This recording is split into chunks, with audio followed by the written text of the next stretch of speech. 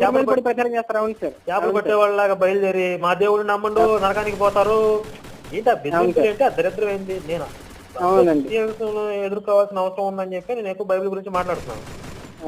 Muslims గురించి, ఖురాన్ గురించి ఎప్పుడన్నా 1-2 సందర్భాల్లో మాట్లాడాను. అది కూడా మీ అదే ఇస్లాం ప్రచారకులు కొంతమంది వచ్చి హిందుత్వ గ్రంథాల్లో వేలు పెట్టి అది అలా ఇది ఇలా అని చెప్పి కొంతమంది పుస్తకాలు రాశారు ఆల్రెడీ.